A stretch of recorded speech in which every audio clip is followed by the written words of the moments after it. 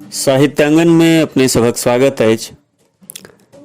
आइ हम बिहार बोर्डक 10म वर्गक मैथिली पाठ्यपुस्तकक काव्यखंड सँ एक गोट कविता लऽ कऽ उपस्थित छी। एहि कविताक शीर्षक अछि कर्मवीर और एकर कवि दीनानाथ पाठक बंधु छथि। दीनानाथ पाठक बंधुक जन्म बेगूसराय जिलाक टुन्ही गाम में 1928 ईस्वी में भेलनि और 1962 में हिनकर मृत्यु भऽ गेलनि। तऽ ई बहुत कम आयु हिनकर रहलनि, मात्र 34 वर्ष। मुदा एतबा दिन में ई चाणक्य नामक एकटा महाकाव्यक रचना केलनि जे बेस प्रसिद्ध भेलनि। ओही महाकाव्यक पहिल सर्ग सँ ई कविता लेल गेल अछि। तऽ आउ हम सब कर्मवीर कविता के पाँति दर पाँति बुझबाक प्रयास करी। कवि कहै छथि, कर्मवीर रविज्योति पुंज के सहै न विघ्न उलूक। कहबाक अर्थी जे विघ्न बाधा रूपी जे उलूक अर्थात उल्लू होइत छैक, ओ कर्मवीर रूपी रवि अर्थात सूर्यक ज्योति के सही नहीं पबैत अछि। कहबाक तात्पर्य ई जे कर्मवीरक आगू में, कर्मवीरक सोझा में कोनो विघ्न बाधा टिक नहीं पबैत अछि। अखिल विश्व पथ दैछ समुज्ज्वल रहने लक्ष्य अचूक। और चूंकि कर्मवीरक लक्ष्य अचूक होइत छैक, तें अखिल विश्वक, संपूर्ण विश्वक रस्ता पेरा ओकरा लेल समुज्ज्वल भऽ जाइत छैक, प्रकाशित भऽ जाइत छैक। ओ सब पथ के स्वयं अपने प्रकाश सँ प्रकाशित करैत अछि। कर्मवीर के निश्चित पथ पर विघ्न रहै नहीं ठाढ़। कवि कहै छथि जे कर्मवीर अपन जाहि सुनिश्चित पथ पर आगू बढ़ैत अछि, ओहि पर कोनो विघ्न बाधा ठाढ़ नहीं रहैत अछि, ओकरा रोकबाक प्रयास नहीं करैत अछि। ताल ठोकि कऽ भिड़ै जखन पर्वत पर लाबै गाढ़। जखन ओ ताल ठोकि कऽ भिड़ जाइत अछि, तखन पर्वत पर सेहो अपन रंग लाबि दैत अछि। कहबाक अर्थ ई जे ओ पर्वत विजय सेहो कऽ लैत अछि, एहन कठिन कार्यक निष्पादन करबा में सेहो सफल होइत अछि। कर्मवीर सँ कोटि कोटि संकट भयभीत पड़ाय। ओना सभक जीवन में संकट होइते छैक, मुदा ओ असंख्य संकट जहन कर्मवीरक सोझा में अबैत अछि तऽ अपने डरा कऽ भागि जाइत अछि। रहै दुख पर्वत सब सम्मुख देखतहि शीघ्र नसाय। और दुख रूपी कतबो पर्वत होय, ठाढ़ होय कर्मवीरक सोझा में, मुदा जखने कर्मवीरक नजर पड़ैत छैक तऽ ओ सब नाश भऽ जाइत छैक। महाविपत्ति न धैर्य धनी के कायर के भय दैछ।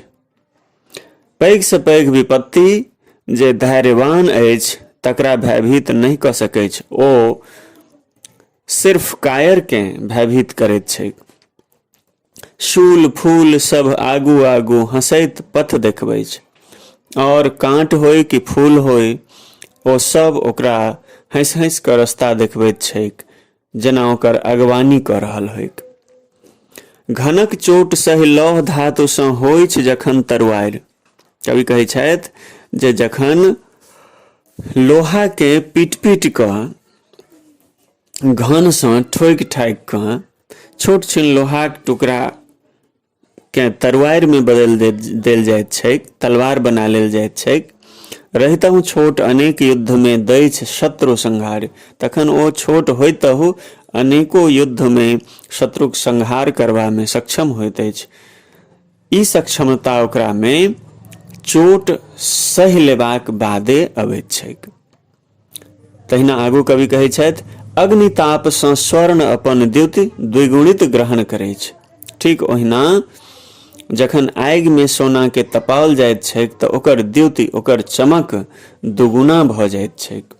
कर्मवीर बाधाक आगि सँ तहिना दीप्ति पबैछ, आ तहिना लोहा जेकाँ सोना जेकाँ जखन कर्मवीर बाधाक आगि में तपैत अछि तऽ ओहो दीप्ति पबैत अछि, ओकरा में चमक अबैत छैक, उज्ज्वलता अबैत छैक।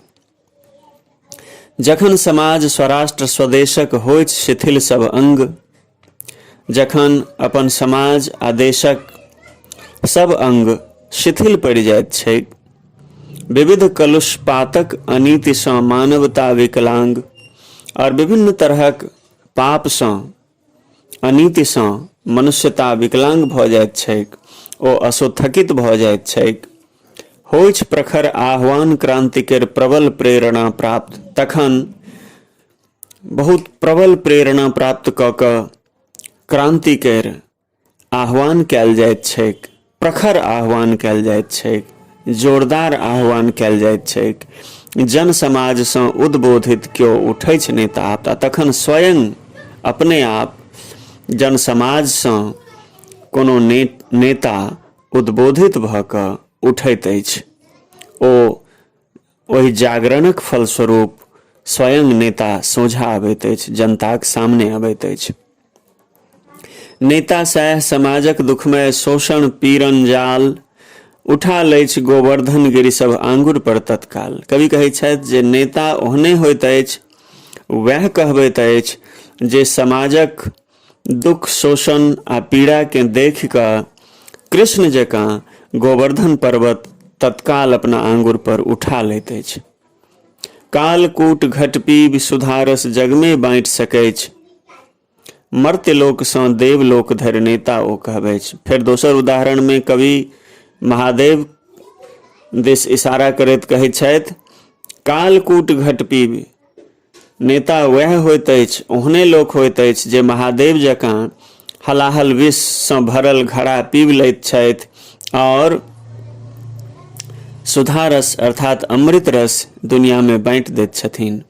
तऽ एहने व्यक्ति, एहने लोक, मर्त्य लोक अर्थात धरती लोक सँ लऽ कऽ देवलोक धरि नेता कहबैत अछि। आगू कवि कहैत छथि, विष ज्वाला परिपूर्ण नाग फन चढ़िजे नाचि सकैछ। जेना कृष्ण विष ज्वाला सँ परिपूर्ण नागक फन पर चढ़ि कऽ नाचल रहथि, सएह समाजक धर्मक राष्ट्रक जननेता कहबैछ। ओहने लोक अपन समाज धर्म आ राष्ट्रक जननेता लोक नेता कहबैत अछि। टारि घोर संकट स्वराष्ट्र हित क स्वकीय बलिदान, नेता पूर्व प्राप्त गौरव केर बढ़ा दैछ सम्मान। कवि कहै छथि जे घोर से घोर संकट के अपना राष्ट्रक हित में टारि कऽ और अपन बलिदान दऽ कऽ नेता पहिने सँ प्राप्त समाजक राष्ट्रक गौरव के और बढ़ा दैत छथिन, और सम्मानित करै छथिन, और प्रतिष्ठित करै छथिन। तऽ हमरा लगैया ई कविता अपने सब नीक जकाँ बुझि गेल हेबै। एहिना कविता सब सुनैत रही, देखैत रही, बुझैत रही और साहित्याङ्गन चैनल के सब्सक्राइब करी, एकर वीडियो पर कमेंट करी।